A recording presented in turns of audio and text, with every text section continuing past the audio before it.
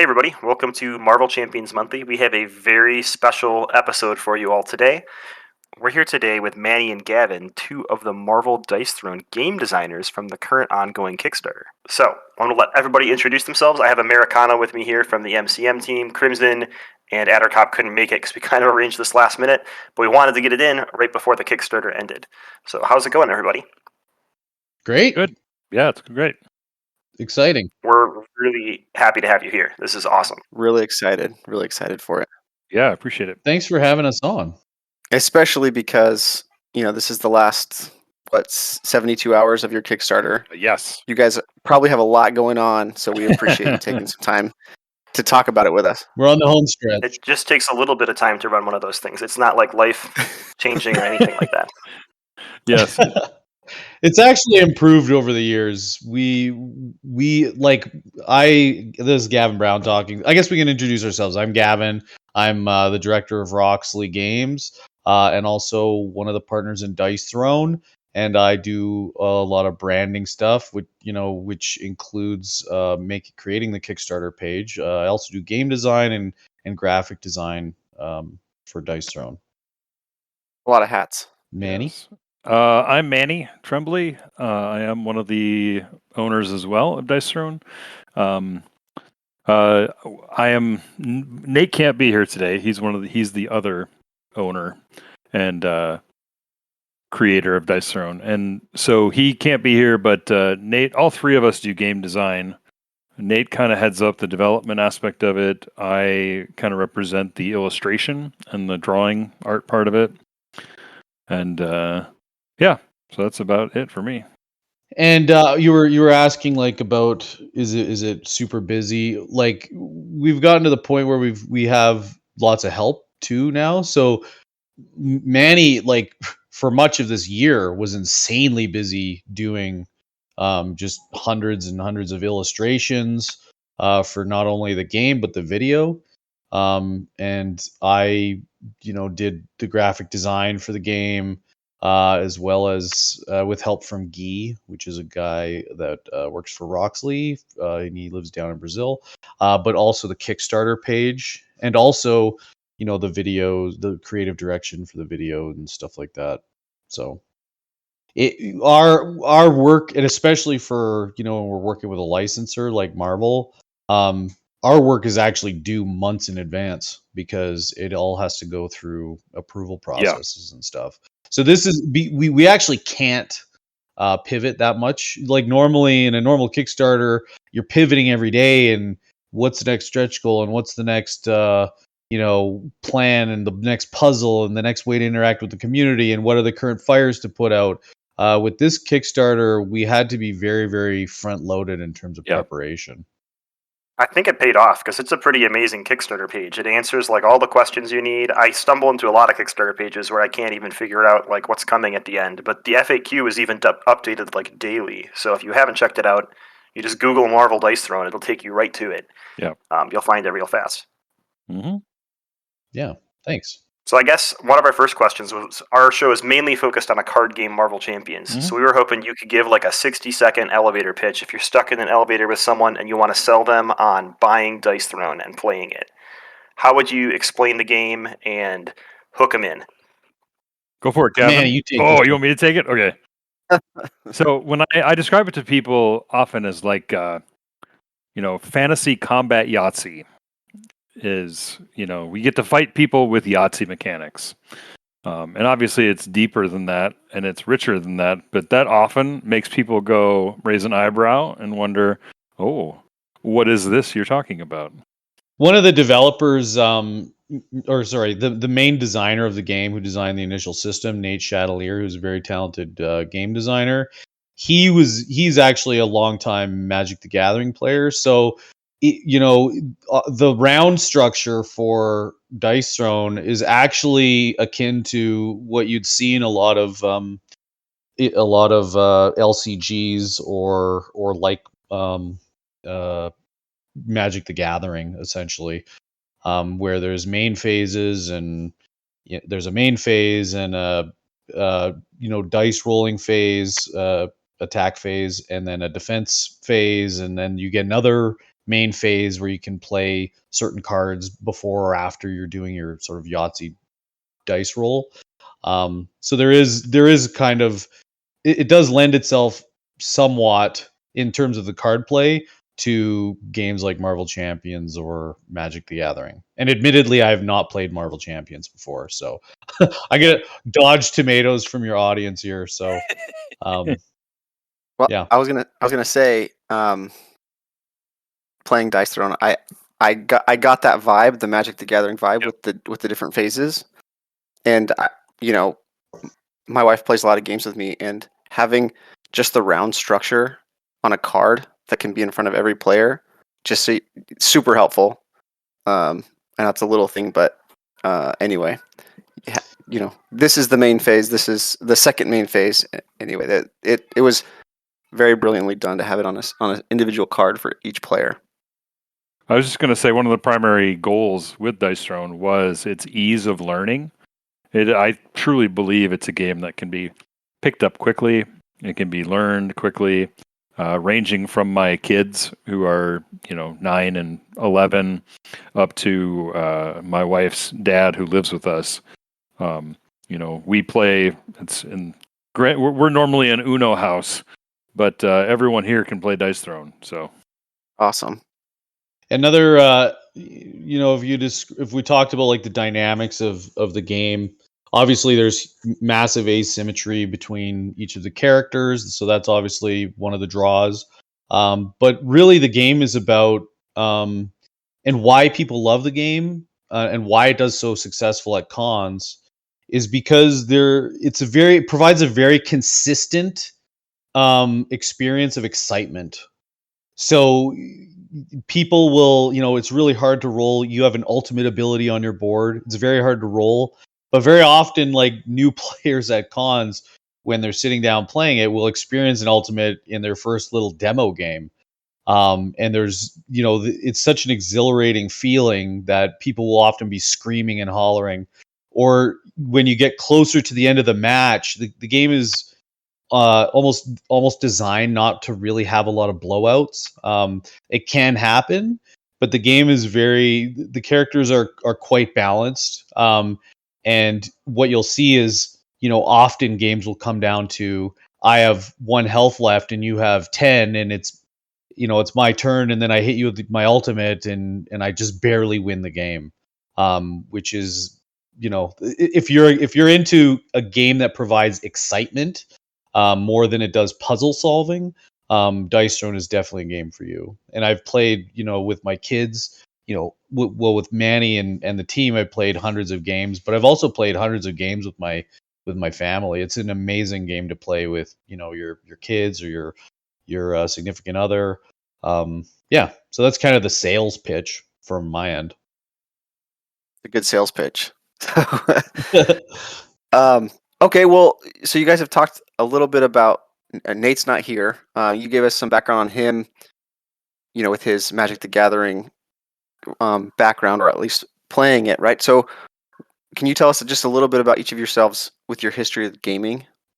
Okay, so this is Gavan. I'm basically my history of gaming. I come from the video game world in terms of being a game player.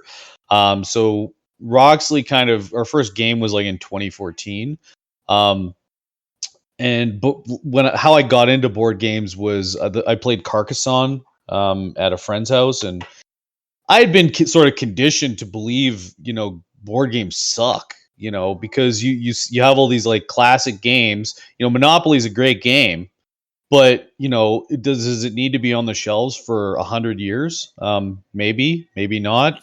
But when I when I first got into board games, I actually didn't know that Euro games and really modern board games designs even existed or were even possible. So I played Carcassonne with my wife's cousin, who after I played that, I kind of just stared at the table with my brain was just exploding with ideas, like in sort of like a just astonishment that you could create a game like this good, a board game this good. And I'd never seen mechanics like that before. in video games. And now you look at things like Slay the Spire and a huge amount of indie games. They're taking so much, inspiration from board games, as they should be, because there's so much, from a social level, that can't be sort of touched, with video games. Still there's board games that you just can't have that social, especially from the social perspective, that experience in a video game. So that's kind of how I got into board games. So after playing a lot of board games, I became obsessed with them, and I was a graphic designer, and I wanted to actually be a video game designer for the longest time, but I realized, like, you need a huge team of people to make video games, and not necessarily anymore, because of the tools that are available, have improved for indie developers for video games. But I wanted to be a game designer and make something that one person could make. And that's really where board game, it's kind of like being an author, right? Like an author, if you want to make a story, you can write a book, right? If you have the determination to do so. So that's where I really started getting into the idea of publishing games and designing games. So I'd gotten into game design in about 2008. I joined I was one of the co-founders of a group called Game Artisans of Canada. Worked on many failed prototypes. Eventually came up with a dueling real-time boxing game called Jab, which is one of the games I'm most proud of even today, because of how weird and innovative I still feel it is. It was a game that was definitely not for everybody. It was for basically a demographic that didn't exist in the board game space, because it was real time. So it was like playing a real time video game. And it's quite strategic, quite skill based, but it actually inspired a lot of panic in a lot of people who played it. So that was definitely a learning experience for me, in terms of, like, just because you think a game is good, or even if it is good, doesn't mean that there's a market of people who are going to play it. And then we moved on to, like, doing Super Motherload, and then Steampunk Rally, and then Santorini, and then we redid Brass, and then took on Dice Throne, and here we are. And with our latest release, which is Radlands, which just came out. And yeah, that's kind of my history of getting into game publishing and sort of board games in general. Yeah, that's a cool story of how you pivoted. So I appreciate that. Mine is slightly less dramatic. I honestly, Nate and I made Dice Throne after we both got laid off from a app video game company, and that was my first foray into board game making. Prior to that, I did app development and I worked for the company Cyan Worlds, who did Myst and Riven, but I worked there a few years. So other than making my own comic books along the way, I didn't really do any board gaming other than Monopoly and Uno prior to making Dice Throne. I guess that's not totally true. I played War Machine, so a tabletop war game, for quite a few years. But then Dice Throne was born, and that was in 2016, August of 2016. So we just had our 5-year anniversary of the day Nate and I went, "Hey, you want to make a board game?" And we said, "Okay." It worked out. And yes. you didn't just play War Machine, though. You were like you did community stuff for Privateer Prep. I did. I was a press ganger. I also did concept art for some of their miniatures. So yeah, I was more heavily involved. The Dice Throne community is very engaged and very tight knit and flourishing. It always has flourished. And I think a big reason why it's flourished so well is because of Manny's dedication and ability to create a community around Dice Throne through his experience, like obviously partially through his experience with War Machine. Yeah. Can you tell us where the best place for someone to get engaged with the Dice Throne community is? I know there's a big Facebook group and there's a Discord. Is there anything else we should be looking out for? I think that's kind of the majority of it, really. It's Discord and then our Facebook community group. I'm sure there are people on Reddit. I don't really travel in that circle, so I don't really know. Yeah, same. I think like there's a Reddit community, and it's not moderated by us, but so I think that some people talk about Dice on there as well. But the biggest one is obviously Facebook. Yeah. Sweet. So that was a really cool history in your gaming. Do you have a specific history in Marvel, like a favorite character or villain from the comics or movies? And how did the Marvel IP draw itself to Dice Throne, or how did you guys come up with the idea to use Marvel and Dice Throne, like the perfect union of systems here? Yeah, I think. We definitely have to give props to Nate here. Nate is a very forward-thinking dreamer, businessman type personality. He's got big vision. So when Nate and I first started out, we kind of had a loose roadmap. He's written about it a few different places on Facebook and posted it, shared it elsewhere. But our 5-year plan and 10-year plan. And one of his big desires, was to have a Marvel version of Dice Throne. And I forget when it was, but it was very early, like the first year, second year of us working on this, where that was something he was very passionate about wanting to line up an IP, but specifically Marvel. And I'll speak for him a little bit here. He shared this before, but he loves the Marvel movies. He loves the franchise. His family does. He dressed up as Doctor Strange. His whole family was Marvel heroes for Halloween. I mean, he's got a real passion for it.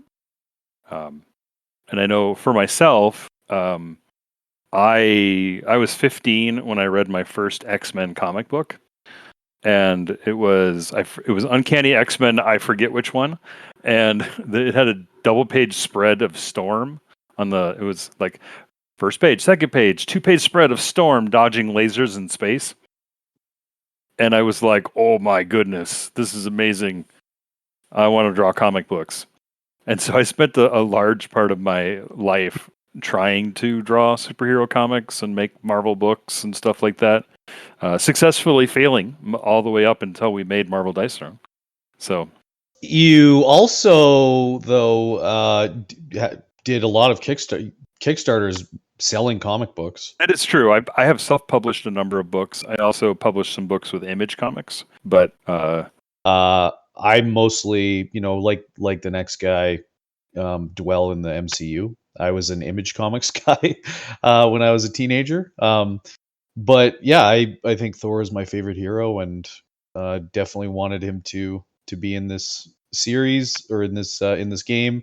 And yeah, I think that the marriage of over the years, people have always said, when are you going to make a Marvel Dice Throne? Or what would be perfect is if Dice Throne had Marvel characters. So it was kind of, and everybody kind of knew that. The system really lends it because you're playing a character and it's all about that character. And the character has abilities. The system just screams Marvel more than any other game I've played, actually. So that's kind of how we together, decided really to pursue this. Do you have a favorite character, Manny? I think Spider-Man resonated with me most growing up.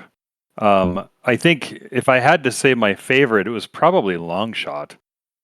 I loved the Mojoverse and his quirkiness and his little 3-fingered hands, and Arthur Adams was one of my favorite artists back in the late 80s. And so he had a really epic run on Longshot. And so I think that's arguably one of my personal favorites, but I don't have Longshot posters on my wall or anything. Not yet.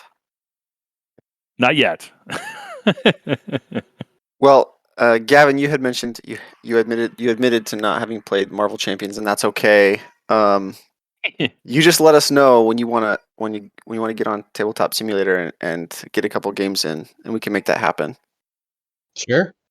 Great. That'd actually be great because I actually own it, and I've been meaning to play with my kids. So knowing how to play is half the battle. So I'd love to take you up on that. We can make it happen. So getting it, we want to get into the Kickstarter a little bit, right? This is the last. I think. Let me pull it up here. I think we're down to like 50. How many hours as of this recording? 56 hours, something like that, left. Mm-hmm. And it's obviously congratulations. This is a hugely successful Kickstarter. I think the first day you had over $800,000 in backing. I think if you average it out, you're at almost $100,000 a day. You're almost at $2 million. It's like 1.8, almost $1.9 million. Pretty cool. That's huge. Obviously, congratulations, guys. Thank you. Thank you. And I think, if I'm looking at proper stats, this campaign is ranked 246th currently out of all of the Kickstarters all time. That's cool. I don't even know where to see that. Over 400,000 campaigns. This ranks 246th. 400,000 campaigns? That's madness. This is huge, to say the least, right? When does it actually end? Because today is Friday, the 12th of November. When does the campaign actually end? Sunday at midnight. Is there a late pledge, for the pledge manager, all that kind of stuff, or is it just Sunday at midnight? It's over. Yes. There will be a pledge manager will start. I don't know if it's Monday, but I think it's next week. I want to say Monday, but I'm not actually 100% sure on that. Yeah, we have, and the pledge manager will be shorter than our normal campaigns, because we're actually more prepared for this campaign than I think we've ever been for any other campaign. We want to hit the ground running and get the files to the factory as soon as we can here, and we've already got all the dice samples and the metal Thor hammer, and they all look amazing, and we're super happy with it. Of course, there's always potential problems and stuff, but we've definitely got our ducks in a row here, and we're hoping to meet our delivery dates, which are pretty aggressive in this with the worldwide global freight crisis that's going on. But we're as prepared as we can be, and we're gonna do our best to meet our deadlines. Yeah. So for anyone wondering, the Kickstarter campaign is very well, like Dan said, very well thought out, very well organized, and it has this timeline.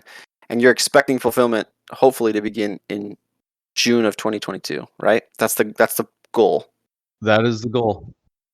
That's pretty quick. So, well, this is the first time because usually there's stuff to do, there's a bit more art to do, there's more balancing to do. We've signed off, the game's been balanced and tested for months and months now. And Manny finished all the art long time ago. So there's some pre-press stuff to do, but the game's done basically. It's ready to be produced. Yep. We have to obviously sign off on samples, and then Marvel has to sign off on those samples as well. But for the most part, we're ready to rock here. There's a couple different pledge tier levels, right? You can get sort of the battle chest, which is the 8 characters. Do you want to rattle off the characters so people can know what cool stuff they're getting? Sure. There's Miles Morales, Spider-Man. There's Thor, Loki, Captain Marvel, Doctor Strange, Black Panther, Scarlet Witch, and Black Widow. Really cool. It's a really diverse cast, and all their powers are diverse. So it's just, there's another tier where you can get a couple playmats, a dice tray, and some card sleeves. And then there's a tier where you get all the playmats. And these playmats are beautiful. Yeah, I used one as my mouse pad / keyboard pad from season 1, which is the Paladin. I have 5 of them on my desk. Stacked? No, not stacked. I will say, Manny, the art. I'm really happy that you guys decided to use Manny's art style and make it a continuation of the previous Dice Thrones, because it has that, you have that unique or distinct style, but it's with these characters that Marvel fans love. So I think that's really cool. And I will say Thanks. The playmats really show that too. Yeah, it was really important to us when we set out. We had some we definitely had some stipulations in our own minds as to what it would require of us, or what we would require if we were to do a Marvel Dice Throne, and one of those was for me to make the art. We wanted that, and we felt like it would be a great way to ease Dice Throne fans into the Marvel universe, but also kind of reverse it a little bit. You know, obviously art is subjective. Some people will love it, some people won't. But I think that it kind of presents a slight new flavor to the Marvel heroes. You know, it's not like groundbreakingly different, but it definitely has a unique flavor. Absolutely. Well, it's really hard to find consistent art in the Marvel universe because there's so many artists going in the comics. Everybody draws people differently, and family-friendly art, which this game is very family-friendly tabletop, like perfect for families. So I think the characters you picked and the art you ended up with is exactly what I would expect from a Dice Throne game. So I'm, as the Dice Throne fan that has the first 2 seasons, I'm super happy with the Marvel Dice Throne art. Very cool. Thanks. Speaking of that, how does this set interact with the old Dice Throne seasons? Some people might have season 1. This is like the third big foray of characters in Dice Throne. Are they all interchangeable? Yeah, all Dice Throne product is cross compatible. So that's kind of the best way of putting it. Awesome. And does that include Dice Throne Adventures? And can you give us a little description? This is mainly like a co-op podcast, so I think a lot of people are interested in co-op games. So if they wanted to take these Marvel characters and play a co-op version of Dice Throne, does that exist? You can for sure use the Marvel characters in the Dice Throne Adventures game. And Yes. we've tested them as well, our beta team. Yes. So yes, they are fully functional in Dice Throne Adventure and quite fun. Can you give people an overview of how Dice Throne Adventure works and how it's different from just the classic PvP Dice Throne? So Dice Throne Adventure, you're going through a series of, basically there's 2 types of missions that you go through. So one's a dungeon crawl where you're revealing tiles. Tile will have some kind of effect or challenge on it, and most of the time it will also have you fighting against a minion, we call them, which are basically bad mobs, or bad guys. And so each minion they have a role objective, and you're rolling basically with using AI rules. You're rolling to try to get one of their abilities to happen. And you follow specific rules when you're rolling and re-rolling. So you're not actually you're not using any logic. It's just a very simple AI system. So you take your turn against them, just as you take a normal Dice Throne turn against them, and then you basically take their turn for them, and usually somebody else at the table that's not you, unless you're playing solo, will do that for you. So you go through this series of tiles in the dungeon crawl, trying to get to the portal, and the portal will lead you to a boss fight. So the boss fight is its own mission. Or scenario. After each scenario, whether it's a portal crawl or a boss fight, you get to go shopping at the loot vendor, and you get to add stuff to your deck. Also, each minion that you defeat in the portal crawl will give you a reward, which is generally a roll on the loot table. And so there's a loot table where you can also gain loot cards to add to your deck, and you get health and you get gold, which is used to buy loot cards.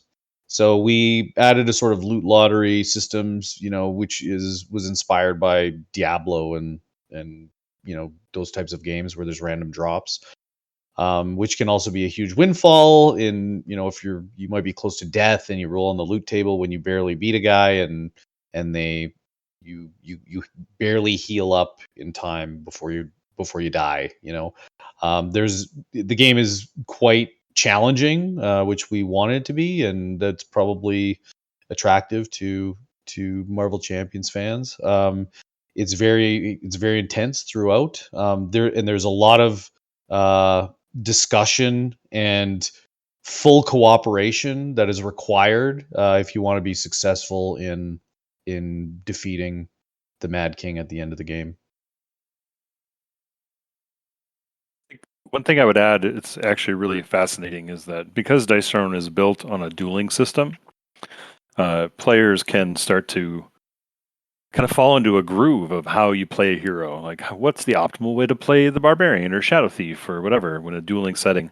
But when you bring the same heroes into the Dice Throne Adventures ecosystem, you kind of have to take on a mind change of how you play differently. When a cooperative play comes in, when the style of play, how you use status effects, cards, card use is huge. And so it's one of my favorite parts of Dice Throne Adventures is how it kind of flips the paradigm a little bit on how a dueling system operates in a cooperative game. Yeah, and get abilities that you might not use very often in a dueling scenario become useful. So the Barbarian's Heal, for example, can often be quite useful in Dice Throne Adventure, where Manny would never ever want to do that in a dueling scenario. Awesome. Yeah, that's a cool point. I've actually never played Adventures, so that's new for me. I mean, obviously our podcast is about a cooperative game. I'm super into cooperative, but more surprisingly to some of my co-hosts, I do a lot of one-on-one fighting games like Unmatched and Summoner Wars and things like that. So Unmatched is great. they're great games. So I'm happy to play any of those types of games, and it's fun to see that you are able to port that over to a cooperative style game as well. It just shows that there's a lot. You guys have a lot of thought into what you want to do with this world and this system, and I think a lot of fans, a lot of players, board gamers can appreciate that. So yeah, one of the objectives for Dice Throne Adventure was to actually increase the value of the product that you've already purchased, right? So you've got this dueling game. Okay, now you can play the cooperative version, which is a completely different experience, and you only need to buy the cooperative components because you already own the characters, and you can go in with any characters that you already own. So getting into, I know that with specific licensing issues, we're not going to ask you those types of questions, but with designing, we want to talk a little bit about designing the characters for the Marvel Dice Throne. So, and it's probably different for each of the 8 that we have. But when you designed a new character, when you came up with a new character, so for example, Thor, did you start with like the idea of throwing Mjolnir, for example, like that mechanic, that hook, and then I guess let me ask it this way: was there something that stood out that would make sense as an interesting new mechanic to throw into Dice Throne, and then build around it on that way, or is it like, I want this character, we're gonna find a way to make this character work thematically and into the Dice Throne ecosystem? Does that make sense?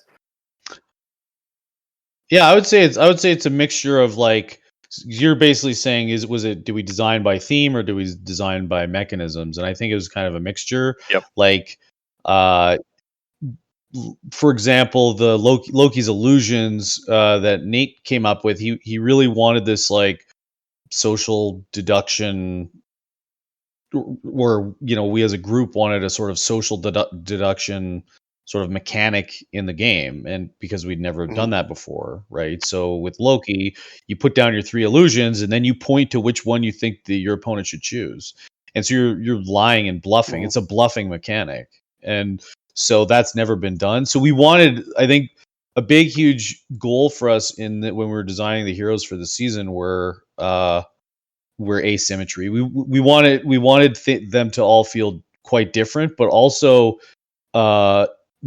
different mechanics that we've never used before. So definitely that was top of mind, right? And so Mjolnir was one such mechanic where, well, I think Mjolnir just came from the theme, actually, where it was, obviously we're going to be able to throw Mjolnir because that's fun and awesome. Okay. Yes, I think I would add that. I mean, I would affirm everything Gavin said. But I think whenever you're designing a game, like there are a lot of licensed products out there, and sometimes those licensed products are they like Uno. I'm gonna take Uno as a great example, which is like the most popular game in my house. The idea of going from Uno to Harry Potter Uno is literally the difference of one card, I think, and swapping the pictures. Right? And now it's Harry Potter Uno, but my family bought Harry Potter Uno because they loved it. And they were like, we get to play Harry Potter Uno, yay! You know. Whereas we definitely did not want that. We did not want to swap art and names and abilities and then just take the common Marvel characters and put them in a box. Even though I think we probably could have sold that. I think people probably would have bought, especially new people coming to the game out there in the world. But the design challenge of making it unique, making it feel fresh, pushing the envelope. Nate loves to say every time we hop into new designs, he's like, we should break the game. We should break new ground. We should break our own rules. We should push hard against what we've already done to make new things, new mechanics. Reality Warp for Scarlet Witch is a good one. Thor's Hammer, Loki's Illusions, Doctor Strange's Spellbook. Even as simple as Miles Morales' combo status effect, which grants people the ability to take a whole another offensive role phase, which is huge in the game. And arguably one of my favorites is Kinetic Energy status effect that Black Panther has, which it's just on the surface it's just a damage modifier, but the way you acquire them, how they build, how they amplify damage, and then how they explode, just is so much fun when playing. Yeah, Dan really taught me how to Yeah. the benefits of playing as Black Panther versus Thor with the kinetic energy. I'll just Oh yeah. Oh yeah. Yep. True. I will say though, the people that I've talked to about this specific game, the Marvel version, or the Marvel game, is they're super excited about Loki. The most I've heard, and I think it has to do with this almost out of left field idea where there's this bluffing involved now, right? I mean, so it goes to show that again, congratulations, guys, at pushing the envelope and making these characters feel thematic, but also pushing the envelope in the mechanisms that you're actually using for these specific characters. So it's good job, awesome. Like the idea of always trying to do something new or something that breaks the game. That's like the perfect mindset to have when designing something like this. Yeah, we've had some like on Board Game Geek. There's a guy who kind of said, well, they're using up all their ideas for season 3, and that's I don't believe that ideas are finite personally. And even if we did, there is a limited design space in all games, and the Dice Throne design space is quite massive. But even if we did start to approach the ends of that, because all the heroes are self-encapsulated, they have their own leaflet and their own custom rules, we could simply just add new mechanics, which we've done with like companions weren't in the original Dice Throne, and then we're like, okay, let's add a companion. And it's just something that a tile that you have or dial in Nira's case that can't be touched or destroyed by the other player. It's not a status effect. So we would if we did ever get to the end of this road, we would just add more mechanics to increase the design space. And the design of the actual product design, where each hero is just self-encapsulated, really allows for that to happen without even changing the rule book, because we can just add those additional rules right to the leaflet. Perfect. So the 8 characters you guys have selected for the Marvel version of Dice Throne are literally like boiling over with theme. Which character do you think is the most thematic of the 8 you've picked? And did you use any specific like comic lore or research to push that theme to the next level? Oh, interesting. It's hard to pick one of the best 8 things, right? They're all really good. So. I'll pick one. Gavin, you can pick one if you want as well. Sure. The first one that pops to my mind is Miles. I think when I think about like getting beat up by Spider-Man and getting punched repeatedly over and over, while especially with Miles, because the nature of his character is one that can turn invisible, and he can, his venom punch, his little like lightning electrical blasts that he can do. And when you dig into Miles, he's not Peter Parker, right? He's not the traditional Spider-Man. And so being able to create what I would consider a lower complexity hero, but also have it just like every time you get a combo, you're excited and you feel like you're just pummeling the opponent. It's not 1,000 damage every hit, but it's just like these little jabs here and there, left, right. And then how his defense allows for his ability to, does he want to punch you back or does he want to try to dodge and get out of the way? And that feels very Spider-Man to me. His Spider-Man takes hits. He always, like you look through the comic books, he's constantly getting punched and getting smashed up against the wall. But then he flips around and punches you back or dances around or whatever. And then how he is able to funnel invisibility into amplifying different abilities, defense or otherwise, just feels, it's super fun. And I think to me, it's one of the most dynamic and fun play experiences. Yeah, he's really he's about harassment, and he's punching you on one side, and then he's kicking you in the back of the head. The next second, like he's hopping around you, and that's really how combo feels. It's very thematic, yeah.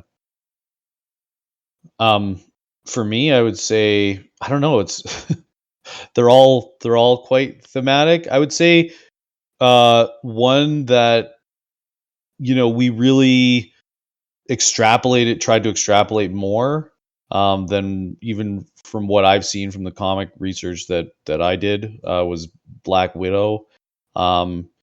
She has an interesting dynamic where she basically gets more powerful over the course of the game. Basically, we wanted her to really feel like a spy, and that she's, as a spy would do, preparing intelligence and gathering intelligence makes her more and more prepared for the battle as it kind of goes on. And also her, ticking time bomb, which I don't even know if was in the comics, but Brian, who works with us as he's like a comic book. He's a encyclopedia of comic book. He works for Marvel. He's our contact at Marvel. And he was like, yeah, great. Absolutely. She would, that is something that she would do. So there actually was also some extrapolation. Like everything obviously has to be thematic and has to be approved by Marvel. But, some things I would say are thematic to that character. And almost like it's interesting because it feels like in a way it brings something more than what I don't know, at the risk of sounding whatever, it brings something more than what you've even seen from Black Widow in the movies, and gives a new appreciation for her because the movies can't really get into the real nitty gritty of how she operates the way you can when you're sort of embodying her, I guess. It almost feels, like role playing with a lot of the characters because you are the character and you are embodying the character while you're playing them, and it really feels that way. So part of it is like the game says it's this way, so that's the way the character is. But for the there was very little of that, and most of it we got out of comic books and obviously MCU references. So you can feel free to decline comment on this answer, but one of our co-hosts who couldn't be here wouldn't let me live if I didn't ask this question. So the question is, Howard the Duck, when? Howard, Manny would have to answer that. He's the one drawing him. Yeah, I'm gonna say hashtag stay tuned. Oh, nice. I guess question mark. Okay, so on a more serious note, you guys you're both involved in the art and design of this game, right?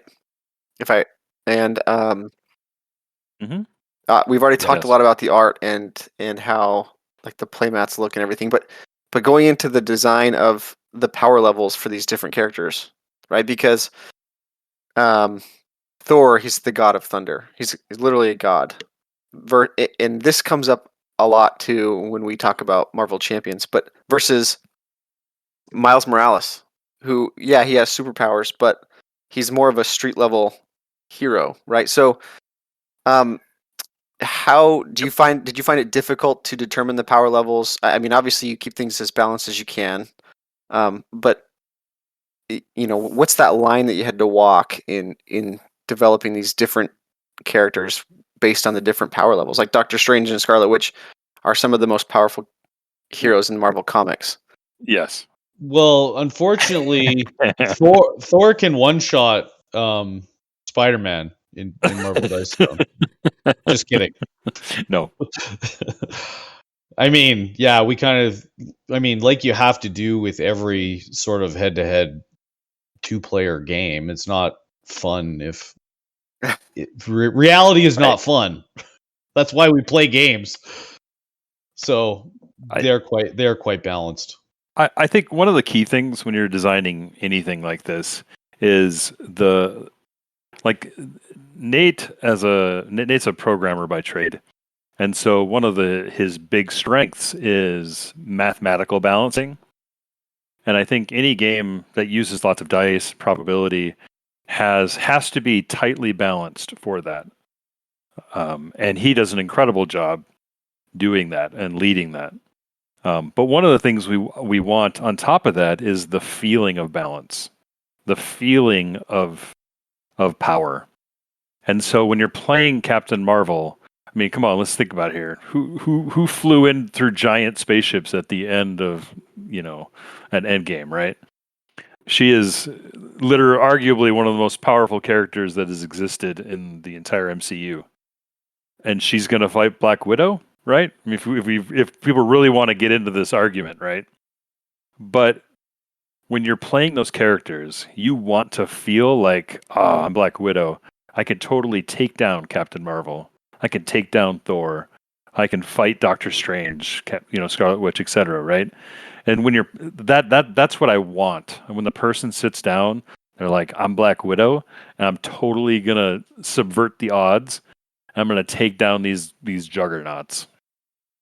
And 'Cause obviously we've had lots of discussions about this, Mhm. and we've even okay, well maybe they're in some kind of simulation where no, this is basically it's like Smash Bros, right? This is like a what if scenario, kind of like what if their powers were balanced, basically. That's great. Yep.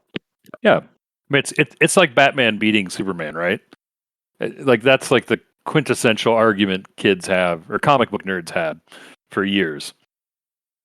And it's just a great, I mean, some people get really riled up about it, but really when you boil it down, it's just fun. It's just fun to jostle with superheroes and titans and embrace that part. How difficult was it to cut the roster to 8 characters? And were these the 8 you started with, or did it morph and change throughout the development process? Definitely changed and morphed. And Yeah.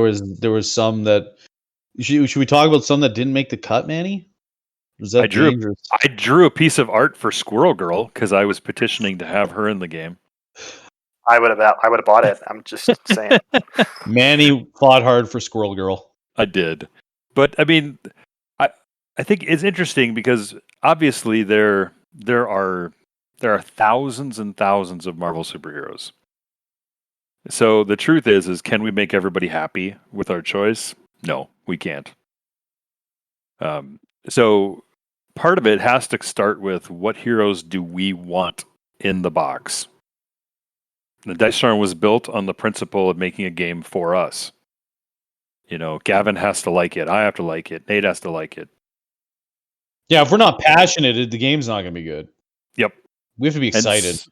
So there was quite a stringent process, and again, I'll pat Nate on the back and be like, he kind of like led the way towards having an objective view of what heroes we consider, what heroes, using. He I think he talked about it one time, but he had kind of like a spreadsheet that we used.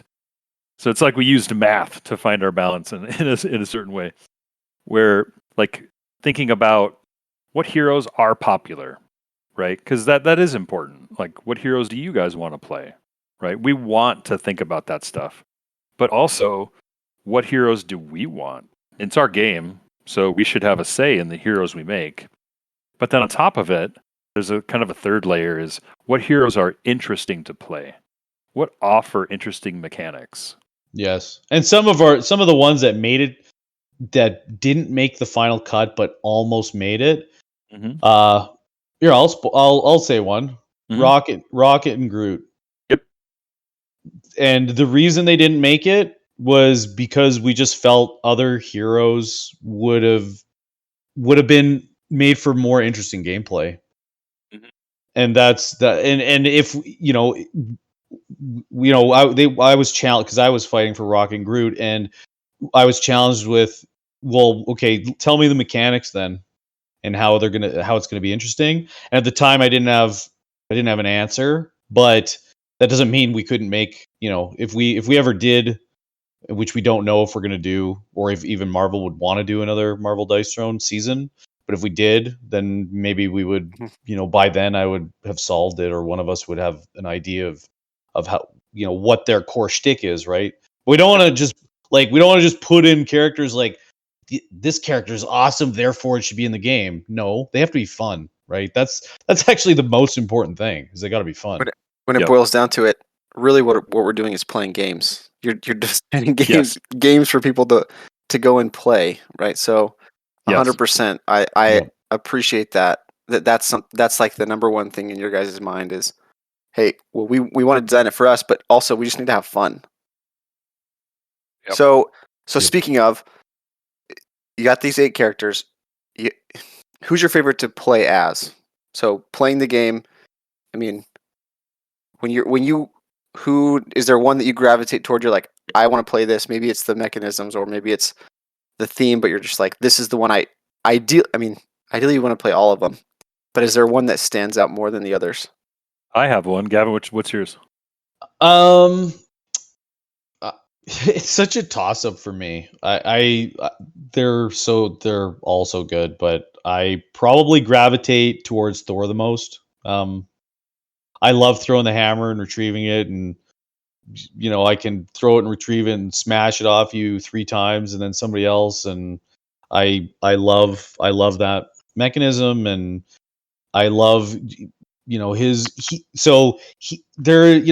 game design, you really want not necessarily everything to be powerful. You want everything to have the illusion of power, right? Like, everything has to feel powerful, right? And that's when you're talking about balancing these heroes, and how do you balance Captain Marvel? Well, you got to make Captain Marvel's abilities feel powerful, right? And with Thor, when I play Thor and I hit his large straight, I'm like, oh my goodness, that is what an amazing large straight that is. And he just feels very powerful to me. And I love that you can spend electrokinesis to draw a card. So he's got this like very minor card milling ability, which is I actually gravitate towards any character that allows for any sort of card milling. And he's got like really strong and interesting hand management. So not even necessarily the specific mechanism of how his card management works, but like the dynamic of his card management it feels like an interesting puzzle, because you need to spend cards to throw Mjolnir and retrieve it. And that choice of like, which card do I have a card that I can ditch for that? What about this upgrade? Should I save this upgrade as a resource to throw Mjolnir? So that kind of stuff really makes me gravitate towards Thor. He also has a special place in my heart because this season was the first season where I actually was able to take a few heroes and create the core design for them. And Thor was the first Dice Throne hero that I ever actually led the design for. So take all of my opinions with a massive grain That's of fair. salt. You could. That's valid. So mine is Scarlet Witch. If I could pick the Barbarian, I would, because he's still my favorite character in all of Dice Throne. But there is something when I play the game. Obviously, the objective of Dice Throne is to win, to be the last person standing. But there is something about Dice Throne when I play it that my primary objective is to create a dynamic game state and to have chaos and crazy things happen and fun energy and all kinds of junk. And if I lose in the process, so be it. I don't care. And so when I play Scarlet Witch, there's just something about the chaos of her character and how fragile she is and how hard it is to like keep her alive while you're trying to, to steal a phrase from the pyro to burn to scorch the earth or die trying, right? So just that the dynamicness of her damage output, her abilities, and then when I get to warp someone's reality by making them roll one of my dice, it's just super satisfying to like, here you go, Gavan, roll one of these instead of one of your Thor dice. Yeah. Yes. Yes. Very awesome mechanic.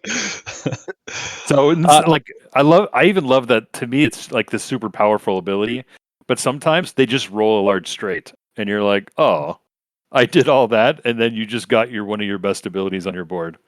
All right, well, congratulations. One of the best things about Dice Throne is starting a new game of Dice Throne because you have this fresh. It's like a fresh, unwritten story that you don't know what's going to happen, and by the end, there's going to be all sorts of narrative that has happened throughout the game. And what Scarlet Witch actually, what I love about her is she's just like a race to the bottom. She's just a damage output hero. She just cranks out the damage, and she has no defense. So she ensures that, the game, you're either going to put her down or she's going to definitely put you down if you wait too long. So you got to put her down fast. And that kind of just allows you to play another game of Dice Throne quicker. Yes. So Gavin chose Thor, Manny chose Scarlet Witch. With those two characters, and then you have the first two seasons of Dice Throne. If your two characters were going to go and have a beer with one of the other characters, who would each of those characters go and have a beer with? Who'd they hang out with from the first two seasons? Thor would probably hang out with the Paladin because they probably have a lot in common. Like, they have armor and shields they have armor and, they're medieval sort of style get up. I think they'd get along. I would, yeah. I would. It'd be a big party with the Barbarian and the Pyro and Scarlet Witch. All the chaos. That would be all the chaos, all the big hitters. And they would all be bragging about how often they just get squished, but they don't care because it's just so satisfying. Well, this was a blast. I'm super stoked for Marvel Dice Throne. It can continue to sit on my shelf with the rest of my Dice Throne as soon as it gets here, so that the kids constantly pick to play it. Awesome. Thank you guys so much. Thanks for supporting us. Yeah. Thanks for having us on. There is a demo on Tabletop Simulator. You can get to it through the Kickstarter page. But was there anything else you wanted to let fans of Marvel games or fans of Marvel or fans of games know before we close up the interview? Just thank you for everybody's support who's already backed us. And, even if you don't back the campaign, no problem. Hopefully you get to play it at a convention or something. So, yeah, I think that Dice Throne is, I say often that it's not, it is, they designed it with, Manny and Nate designed it, for themselves, but Dice Throne is really a game for everybody. And there's heroes, whether you're into Euro games or, you're into just very simple games or you're new to gaming, there's a hero literally that we've designed for everyone. And yeah, I hope that one day everybody gets to try it. Yeah, I would just add that, you know, we built it to try to encourage people to come together and play games. And yes, at its core, it's a game about squishing the other person. But there's just something fun about getting families and friends together to battle and throw dice and get excited. So we're hoping that Marvel Dice Throne just kind of continues that legacy of encouraging that kind of environment. Thanks again. We really appreciate you coming on, and check out the Kickstarter and the late pledge if you listen to this later through the Kickstarter homepage, I guess. Sounds good. Thanks, guys. Thank you.